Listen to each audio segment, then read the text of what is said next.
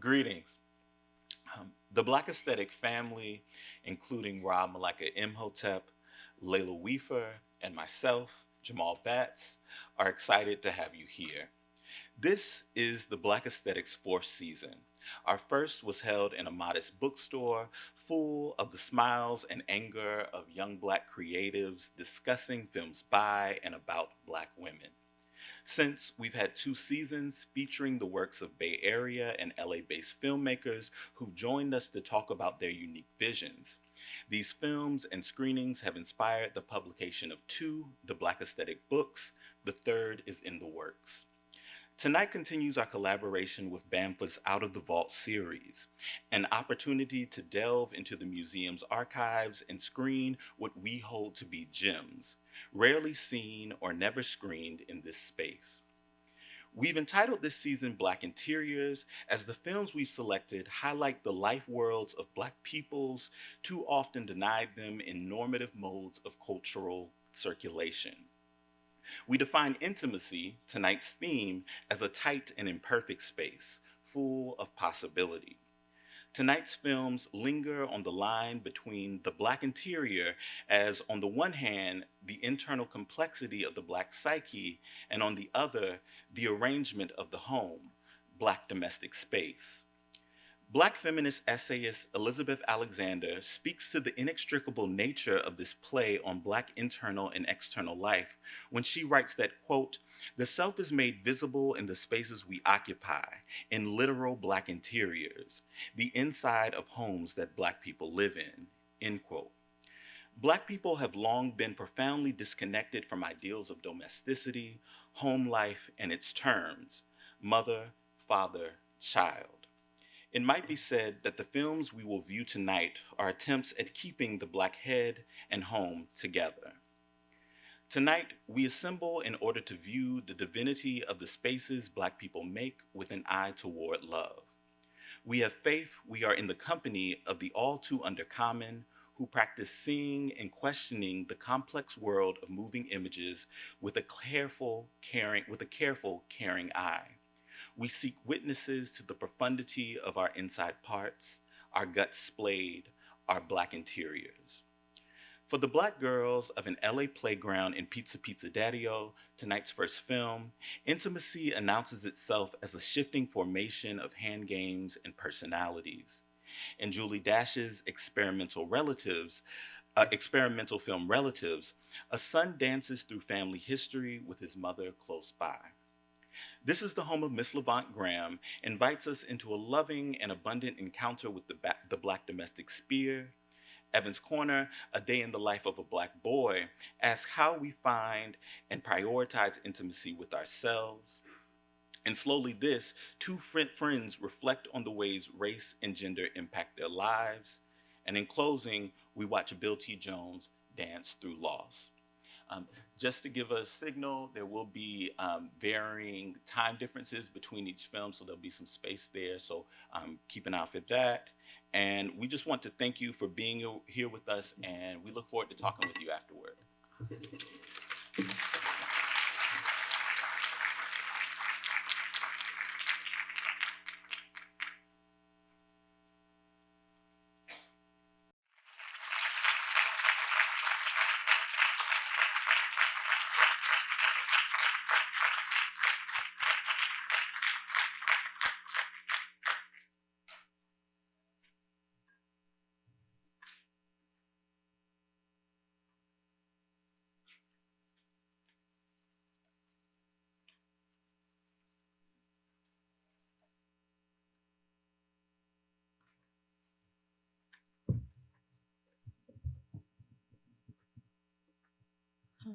How y'all feeling?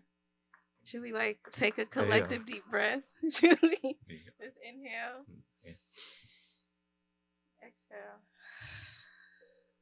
Thank you. Wow, welcome. I thank y'all for being in that experience with us, for engaging these Black interiors with us. Leila Weefur, our other collective member, couldn't be with us today. And so she sent a short statement that I'm going to read before Jamal and I dialogue for a bit. Sorry I can't be there with you, but I would love to share these thoughts on tonight's selections. How apropos is it to gather together in darkness to witness the permutations of Black intimacy through the most intimate of spaces, the Black imagination? It was in a movie theater not too different from this one where I discovered my own Evans Corner, a place hidden in plain sight where I could sit among other bodies, a place where, unlike home, I could take a pew. But unlike church, I could take a pew and find solitude without asking permission from God. It was in a theater where I first realized the many ways Black people dream, the many ways we dream in lieu of sleep. Black intimacy is a confection of dreams, be they dark or sweet, a delicacy made up of ways of being in our memories within a parallelism of collective intimacy and an intimate solitude. Black intimacy is found in an unbroken and consistent existence of gathering in cinematic darkness. It was found again with Jamal and Malika and our shared private desires to seek intimacy with you all and each other in this theater. And there's like a little heart thing.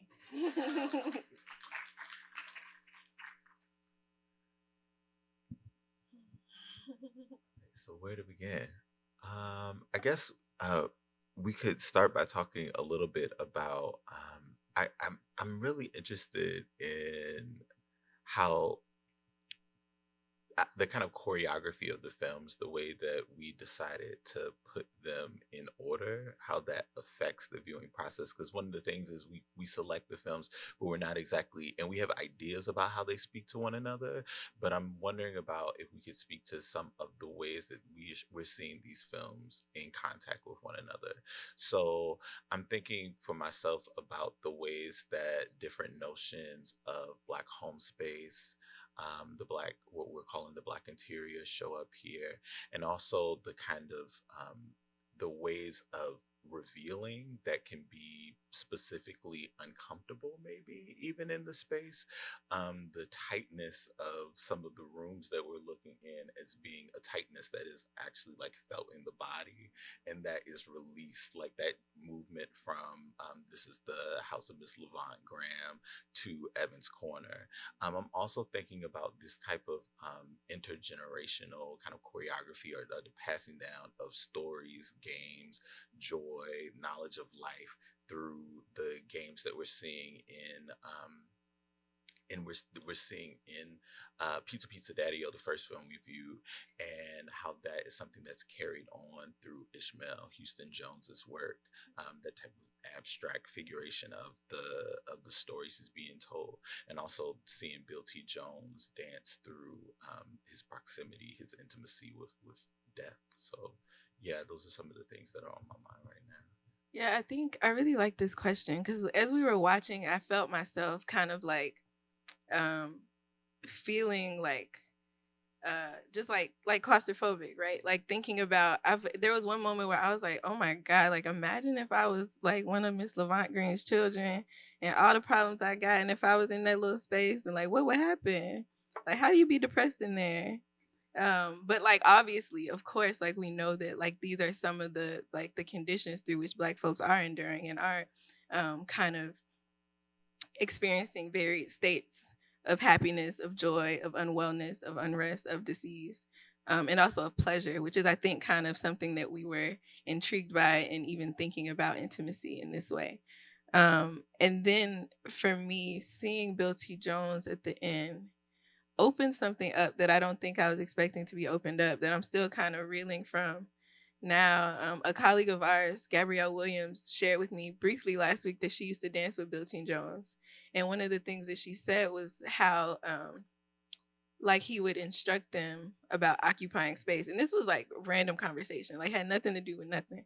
But just having that in my head of her talking about his choreographic awareness of space and the way that he saw space is like he wanted his dancers to have very specific opinions about the space they were moving through. And seeing him kind of in this open Black space, seeing the way he cuts through the space, seeing the way like he rolled, like something about that loosened up something that in my kind of like film body had been constricted by the earlier films. And I'm still kind of trying to process what that experience is. But it just feels really interesting to inhabit right now. It was interesting because there's this type of unexpected, maybe at least for me, proximity to death, that Pizza Daddy O begins with, where there's all these songs about death, reckoning with death at a very young age.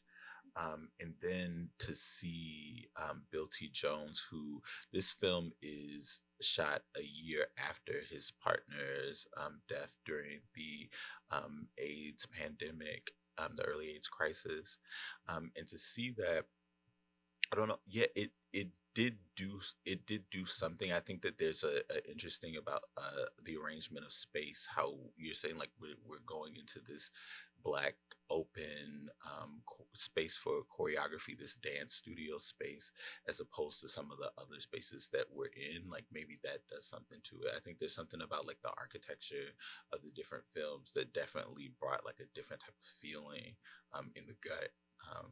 That can't be like dismissed. And there's also just a lot of like a little part of me wants to think out loud with you about just what feels important, like what makes like the interiors, what makes Black intimacy worth convening around, like what makes it worth thinking through, what makes it a worthy like curatorial topic in your mind, in your heart. I think for me, these films, Pizza Daddy O, This Is the Home of Miss Levant Green, Ishmael, because it's like intimacy is both content and form, right? Like we're seeing and glimpsing these moments of like for me, part of watching This Is the Home of Miss Levant Green is like, wow, they really had like cameras all up in these people's face while they were asleep. Like there's a way that there's almost this like probing of Black intimacy, right? We can think about the ways that Pizza Daddy-O, or that's like footage I'm so grateful to like have access to have seen, to think with now, is like super anthropological, like by design. But there's still something about what it presents us as curators, us as like Black contemporary thinkers and creators, with the opportunity to behold Black intimacy, and to share it, to invite other folks into it. And so I guess I'm curious. Yeah, I think that we're in a specific time where some of the cracks and fissures of Black culture are being made public in a certain way.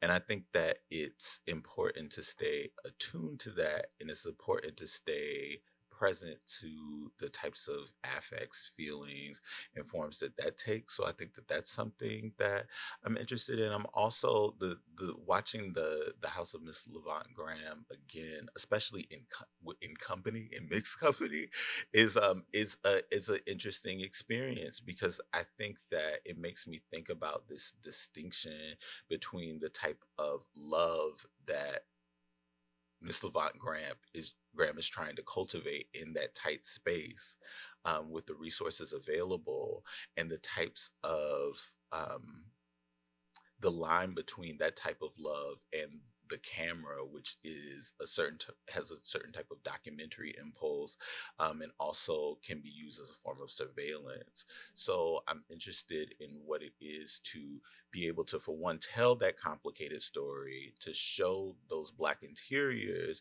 but to also be mindful of what the practice is, as far as what we hope to show when we reveal, or the ways that we go about revealing it. So I think that just keeping some of those questions open, is important. I think it's important to actually to feel that and know that that is possible, or that is something that we're dealing with. So instead of covering it up necessarily.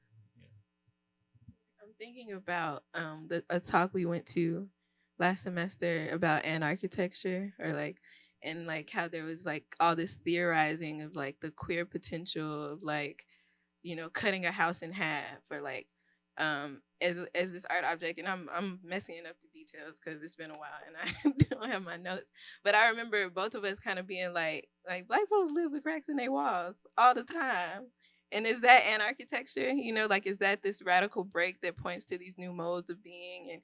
And like, yeah, like I think one of the things we see in This Is the Home of Miss Levant Graham, and even in that moment in Evan's corner where they're like scoping out the corners and like this corner has an interesting crack in it, it's like there's something about living in and with like deterioration that doesn't warrant like romantics, but like does kind of open up new understandings of what the domestic space is. Like what are the conditions of possibility for love, kinship, joy, those dance moments? Like what do they always have to look a certain type of way? Can they be falling apart? What does it mean to insist on kind of like this playfulness, this innocence of the children, even amidst deterioration in a certain sense, or even amidst like an architecture that reveals its own limits or reveals like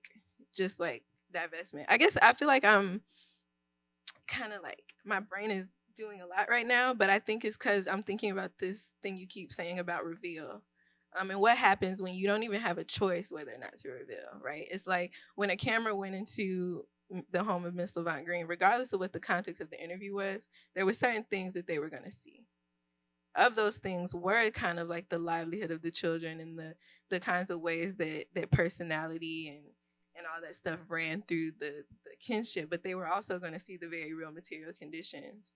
So I guess I'm curious about this question of reveal, this question of care and reveal, and like how one insists on care even when you don't get to consent to what you reveal or conceal or whatever. And cinema is a very interesting arena for that conversation. Shall we talk? So, like traditionally, the Black aesthetic is not in a setting like this, right, where there's like a stage and like auditorium type thing. And so like a big part of our practice is cultivating dialogue. So we would love to just be in conversation with y'all. If y'all have thoughts, ideas, questions, feelings, please share them. Hi, thank you so much. I was wondering when you were putting the films together if I guess part of intimacy is this the space, the revealing thing. I was wondering, this seems like there's a consistent theme, and I was wondering if it's intentional of creating space. Like you said, it's very tight, and it's like at the very beginning, there's these girls that are just creating structures, creating spaces for each other, passageways for each other pass through, and over time it becomes like with that houses, the tightness, like finding a place of one's own, and at the end the intimacy thing of like pushing people away and trying to find my own identity, and then at the very end like that the repeating refrain of like, I think we're alone now. And I don't know, I think I got really upset there because it's just like you never are. It's just like, do we constantly have to be pushing for space, or can we be given space? And I was wondering if that was something that was intentional, or I'm just reading too much into it. You're never reading too much. Yes. That's never the case. Yeah. No, we love that reading, I think. Yeah, I think honestly, it's so there and it's so perfect, but I can't say if we were just like, yes, all these films show people creating space, but I think you're absolutely on it, right? And I think part of the joy of curation for me in this process with the Black aesthetic has been all the things that fall in, like all the things, like we come to a set of films thinking this is the organizing arc, but when we sit and watch them, we're like, oh snap, here's this other thread. Here's this other thread that might even be more prominent, or might even say something different. But I think just the question of intimacy and the question of the creating space are definitely moving in tandem. So thank you.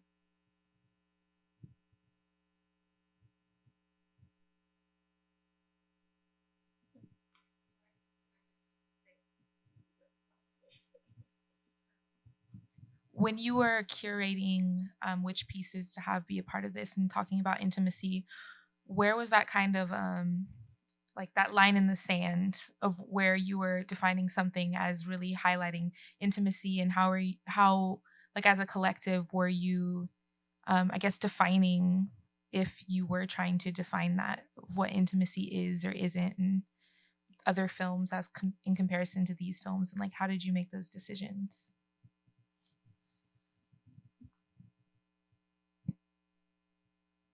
So I think that some of the things that we were interested in, I think that personally, one of the things that we had been reading was Elizabeth Alexander's Black Interiors, and it was about about showing a certain kind of complexity of the Black psyche that actually kind of lent itself to this project because we had to deal with what the limits and the profound or the beautiful things that we could find within the archive.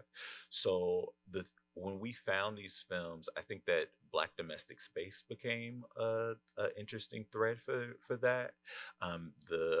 The arranging of that space is kind of like an art practice that actually reveals something idiosyncratic about the Black psyche. But also, I think we ended up looking for films that actually spoke to a kind of intimacy as far as togetherness, as far as touch, as far as um, stories that are being passed down, familial intimacy, etc. And we let that kind of like proliferate. So I think that that was kind of the process, and then finding how these films actually spoke to one another in the making. So Yeah. I don't know if there was a hard line. I think there was definitely overlap as we were kind of like combing through the archives, compiling a list, trying to see who fit what narrative threads there were there, or what kind of like larger conceptual threads. I do think, just to echo Jamal, there was something about touch, there was something about closeness, there was something about space.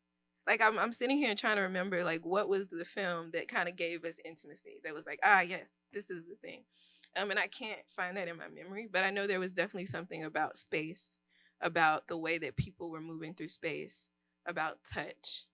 And we had a series of film and several conversations that were about like migration, or about um like urban space, like how are Black folks making do, particularly like Black children making do in these urban contexts. And I think kind of parsing through what actually interested us about those kind of migration films was like what is happening in the spaces, what is being altered or changed within the domestic space. And I think that kind of led us back into intimacy by name. And I think like we definitely had intimacy before we met Miss Levant Green, I believe. But I do think for me that is one film that kind of was like, aha, this is doing something.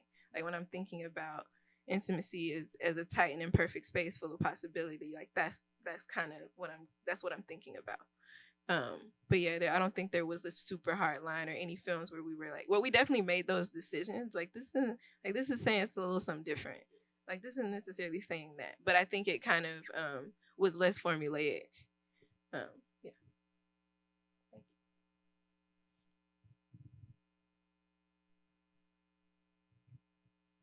So I don't know much about history, and I was wondering in the last film with Bill T. Jones, all the names and like the house, is that referring to real people and real events, and what are they? So I can't give you all of the people and events necessarily, but I know that the voiceover that you're hearing is his late partner Arnie Zane. There's a reference to the artist Keith Haring. There's also a reference to his sister Rhodessa Jones, who actually is an artist working in the Bay Area. Um, so those are some of the names. Yeah, I think they're very personal. Like, and I think the reason why that film fit, well, one of the many reasons that film fit into our conversation around intimacy is kind of like, I feel like when we watch that, we're witnessing this like super insular posthumous collaboration between Bill T. Jones and Arnie Zane. And I still really don't know what to do. Like, it's that film really like has me in my situation more so than it did the first time we watched it. Um, but I think like, so a lot of the names, a lot of the references are really personal allusions to their life together. Or at least that's what I'm gathering from it.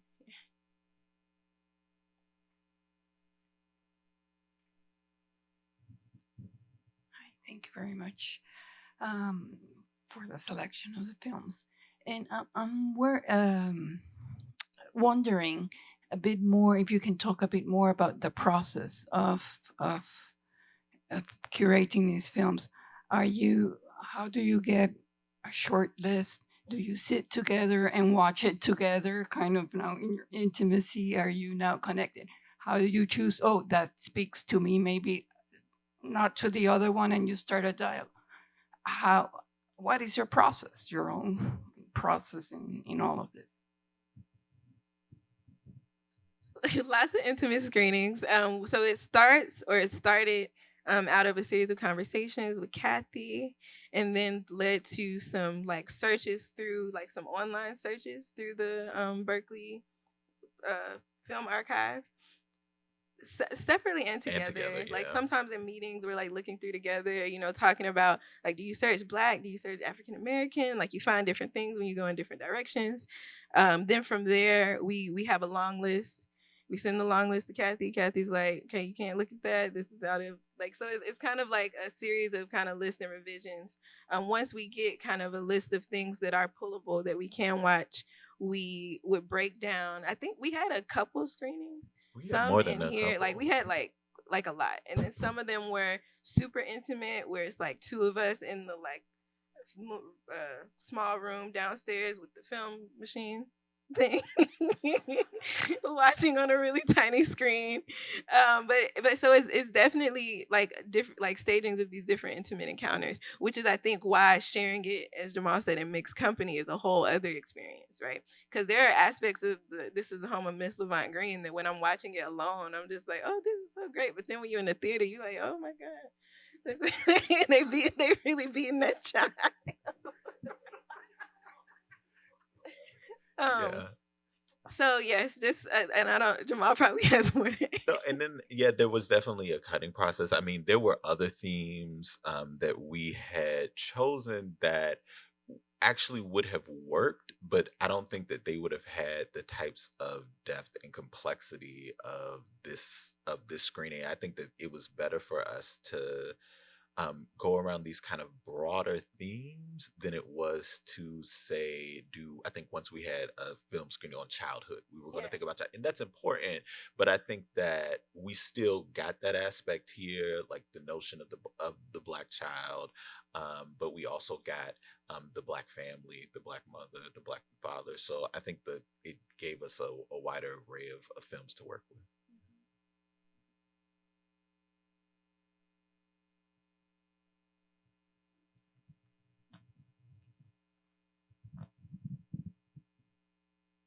I had a question about sort of the thoughts behind selecting Slowly This. It's the only film that really someone who isn't Black takes a significant amount of screen time. And I happen to know the writer, so I know that that is his life story, David Muir, the Japanese American guy. So, and then he's talking about his relationship to whiteness, but it's not like the Black relationship to whiteness. So I'm just kind of wondering what was behind that decision to sort of curate that film with the others.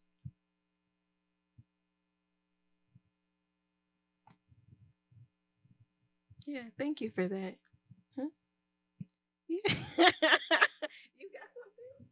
something? Okay. I think one part of it was like, so this Alive and Off Center archive was just like this treasure trove of things that we did not expect to find. I think initially we were really shocked that there was this like Julie Dash piece, there was this Arthur Jafa piece, and we were just kind of like, what is going on in Alive and Off Center? Like, what was happening in Minneapolis on public access television? And it started there, and then I think it grew into, or I think one of the things that made it valuable was the conversation, like just kind of being shocked at where the conversation was going, and thinking that would be interesting to have on screen. Watching it now, one of the things that I felt was that the Black character wasn't being heard. And maybe there's a way in which they're like in the writing, like intentionally, they're not necessarily like engaging each other's stories. But I know that I kept feeling like, well, this is interesting because they're having this intimate conversation. But whereas like early on, kind of the Alex, the Black character, is kind of engaging David around like his wife and all this kind of stuff, when Alex starts to chronicle these kind of like experiences of like kind of black like racialized experience, David like doesn't really engage. Like he just goes back to talking about his wife. So I found that was interesting and a little I think again like tight and imperfect space. Um Yeah, I think that I think we're trying to not necessarily. I mean, we're trying, and this is an old debate, but like not necessarily like focusing in on perfect or positive images necessarily. And I think that one of the things about that film is that there's so much nuance within that conversation that I that I find some of it to be profound and useful. That conversation about anger and somebody holding on to your anger for you, so that you know you're in community with that person. I find that to be profound. But I'm also interested in this. Both of their concern about the white wife, like as like this as this person that needs protection in a certain way. So that's interesting to me.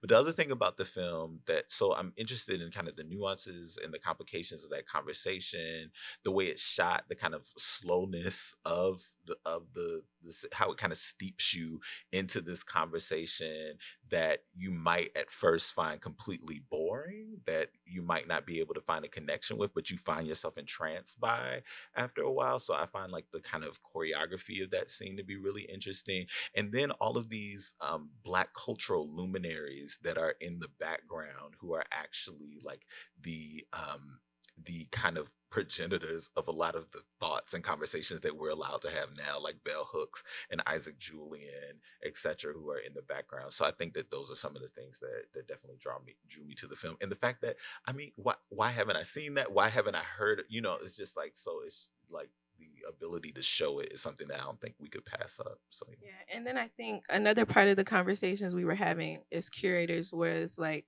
so are we like, how do we feel about the fact that a lot of the footage we're showing is not made by black directors? Like how are we going about like holding that? How are we going about holding the work of black creators as we do this? And I think encountering these pieces by Julie Dash, by Arthur Jafa in this unexpected kind of treasure trove in the archive, just created an opportunity to think about what it means to really take seriously their treatments of black interiors, even when they come through not the most kind of, they're not as explicit as some of the other works, but like as we were saying before, the other works are anthropological, right? So there's a way that gaze has a very intentional goal that allows for something but might lose some of the, or just takes a different creative license. And I think we felt like it was important to include the ways that like black directors were moving with and around those themes as well.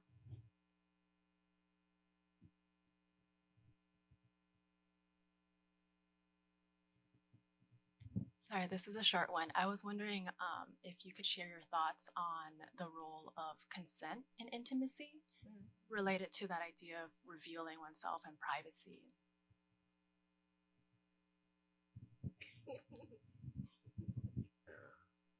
yeah. I mean, I think it was. I think, like you said something earlier that I thought was really interesting. Like, what if one of Miss Levant Graham's children were here to see, this film? Like, how would they react to that much being exposed? I think that there's something. Yeah, I'm gonna have to sit with this one because I think that there's something about there's something that the film offers, or we felt that it offered for us in the viewing, that we found to be extremely important. The types of origin narrative around the types of consent that was or wasn't given to this film and the way it was constructed is something that we don't necessarily have access to. But I think that there's something that that the film opens up for us, the even in its discomfort, the ability to show that those complications of that family and to sit with them is something that I think that that we found to be important, and also the kind of experimental way that it was shown. So And just to add, I think something that came up for us in the last screening, where we were showing it was a documentary work that contained footage from Reverend L.O. Taylor, who was a black preacher from back in the day, who like had an early camera and was taking this footage of his church community of the town that he lived in Memphis, I believe. And I think something that I'm interested in is how Black folks relate to cameras, how Black folks relate to having their picture taken, to having their images held. And for me, the question of consent and intimacy is always important and always complicated, because as Jamal saying, a lot of the origin narratives we don't get when we're in the BAM PFA archive. But I guess I'm thinking about how, like, watching the ways that Mrs. Levant Green's daughters guide the camera through their home with almost a sense of pride, right? They're like, this is it. Like, there's no shame there, right? And not to say that's a stand-in for like consent or that like does anything, but I think for me there's something worth holding in the ways that Black folks negotiate their relationships to cameras, like through all the films. Like, I'm even thinking about Piece of Daddy-O. I'm thinking about the ways that those Black girls are negotiating their relationship to each other, their relationship to the playground, and also the relationship to the cameras that are watching them. And what does it mean for them to act out on camera, right? I'm really curious about that. And I think that's something that follows me throughout this whole curatorial process. Is just, what does it mean to be kind of like looking at the way Black folks would have themselves imaged? yeah, I mean, this really, I think it's on both of our minds as me thinking about Saidiya Hartman's new work, Wayward Lives, Beautiful Experiments, about Black women and social upheavals, and social upheaval, and it has me thinking about the types of shame that is placed upon looking that might not be the that we might be reading onto the image that's not necessarily in the image, so I also like wonder about that as far as like a reaction to watching this home and its disrepair. As I mean, it's just, I mean, I think both of those things are happening here, but it's kind of like a both and situation where it's like, yes, this house was opened up to being seen, but then is it our own like reaction that's like, "Ugh, I don't know if this should be, shown, Yeah. So, yeah, it's got me thinking about that.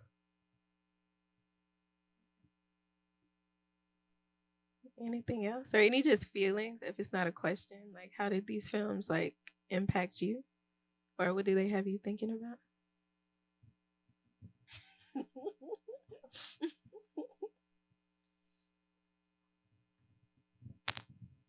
Thank you.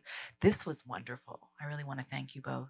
Thank you all for curating this. All of these brought either some childhood memory back, some experience that have been seen. The House of Ms. Levant Graham, we talk about the disrepair, but it's the amount of community.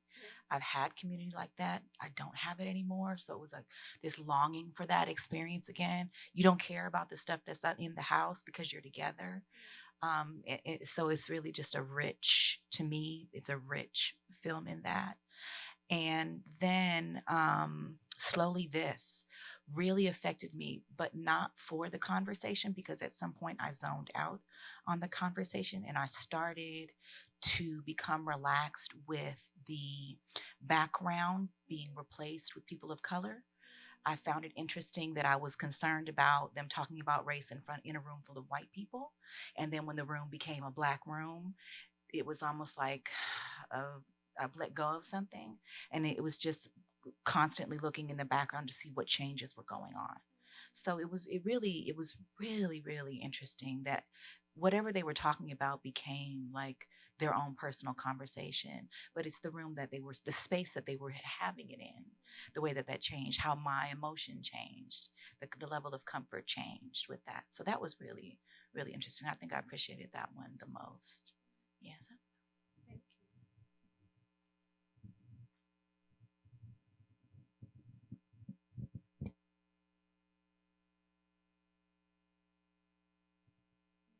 Well. Oh, we got Oh, a yay. Hey y'all. Hey. Hey. So I guess thinking along with little echo. Thinking along with Wayward Lives, I really appreciated the curation, obviously, especially the fact that, you know, like Malika said, the idea that I'm just really appreciative that you know, we're watching these like old anthropological videos alongside Arthur Jafa, Julie Dash, right? Because I think something that Hartman is trying to figure out in Wayward Lives, right, is like, what does it mean to like, like her words, right, to like respect the archive and like just deal with it and all its like fucked upness, and like where does that position us? And I think that's how I'm feeling right now. I'm like really appreciative that y'all have trusted us to do that work ourselves, right? Of like really considering these films as a whole, and you know the sort of interrelatedness, and really attending to the questions that they present. So, thank you for that. Thank you.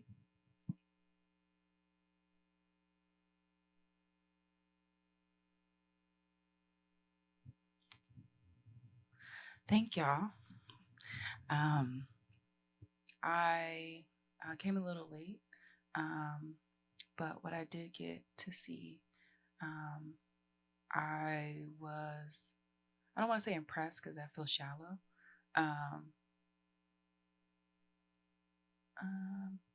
I just felt a lot of love. I felt a lot of love in all of the films, and so I keep hearing the term, or I keep hearing the word domestication or domesticated, and I equate that to love,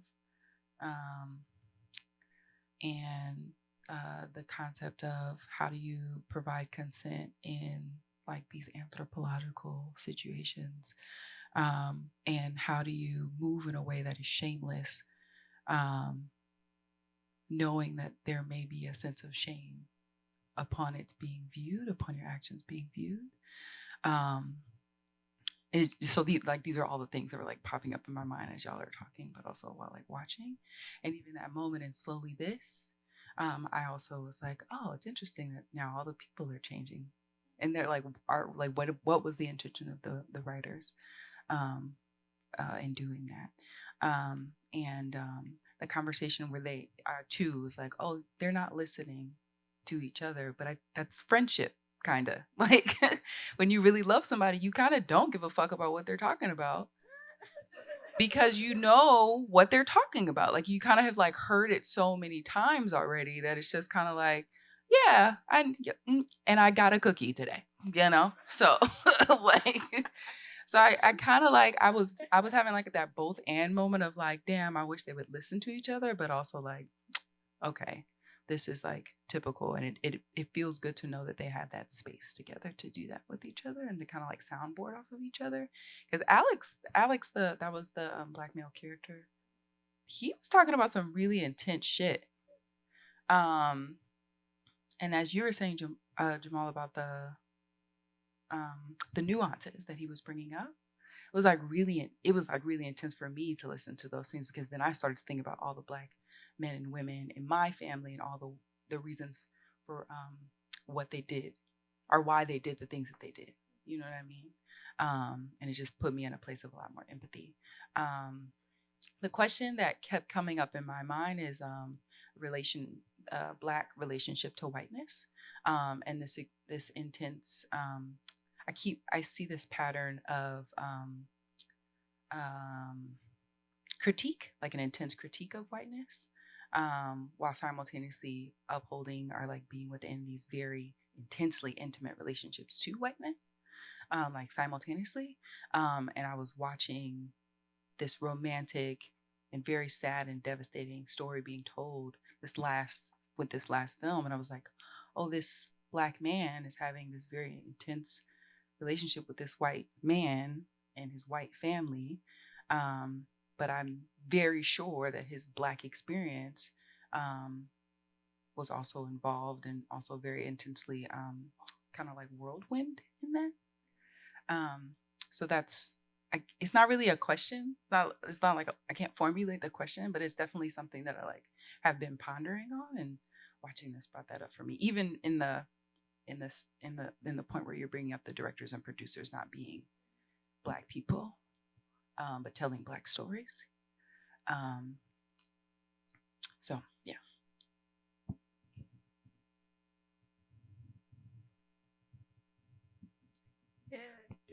Yeah. Thank you for bringing that up. I think I don't.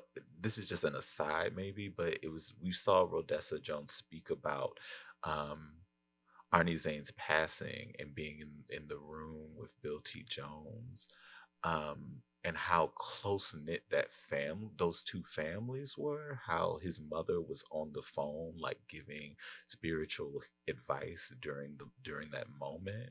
And it's this really beautiful and intense story, and I think that film kind of brings that back up for me. Just like, yeah, that love was really intense. So Yeah, it's so real, and I think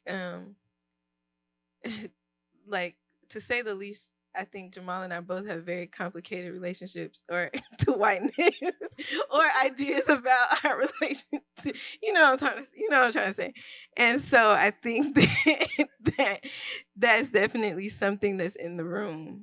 And I think what I'm feeling now, and part of my like shookness, is just reckoning with just kind of the intensity of the way that Bill T. Jones is able to transmit feeling through this kind of abstract, choreopoetic happening, to where all those things that I have, like all my things, all my hangups, get kind of like pushed into another place because I'm with him in that moment.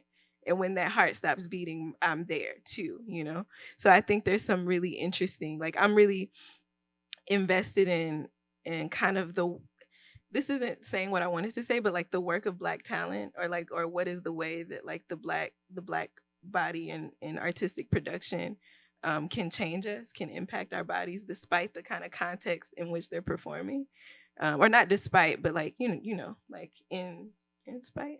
I don't know. Language is weird, but yeah. So like, yes, thank you for bringing that in.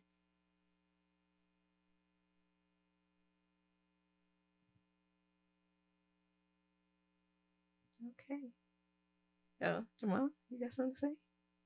Well, not, I'm just thinking of things at this point. But I'm also just thinking about the fact that we're watching the work of like two Black gay male dancers who are abstracting or taking hold of their family stories, and expressing that. So I don't that was just something that was on my mind, just like the context of that, to have Ishmael Houston Jones telling the story and having this deep relationship with his mother, who is herself this type of idiosyncratic being, and Bill T. Jones as well. So yeah.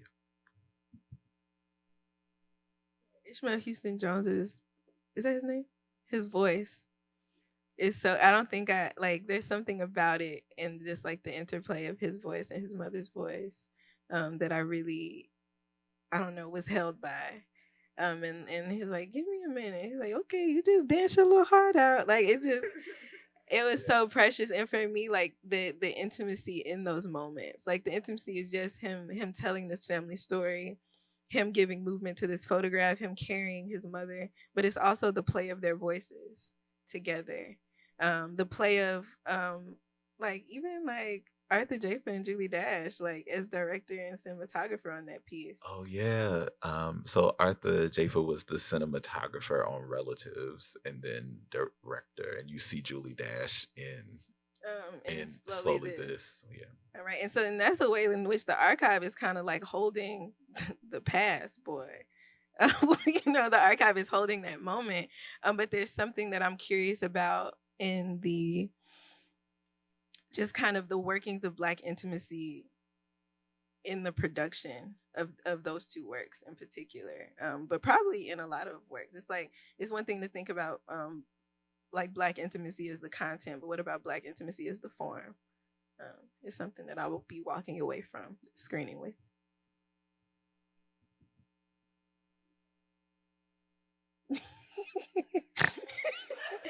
About what exactly?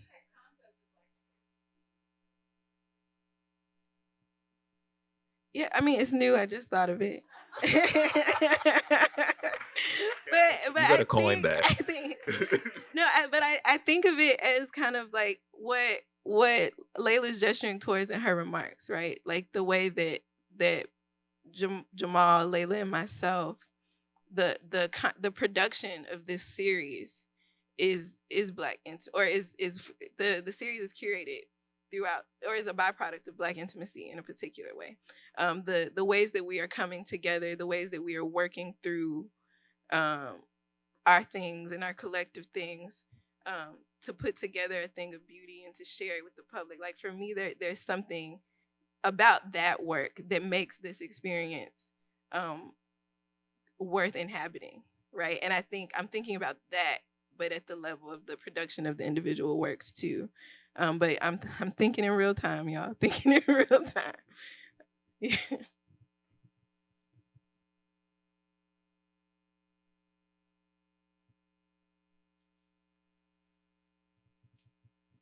All right. Well, if there are no other questions or comments, we would like to thank you for coming out to Black Interiors Intimacy. We have another Black Aesthetic screening, our last of season 4, on Thursday, April the 4th at 7 p.m. That is Black Interior Sweat, which is about Black working people and the relationship labor and the relationship between Black radical movements and Black movement. Yeah. So we hope to see you then. And everybody get home safe. Thank you.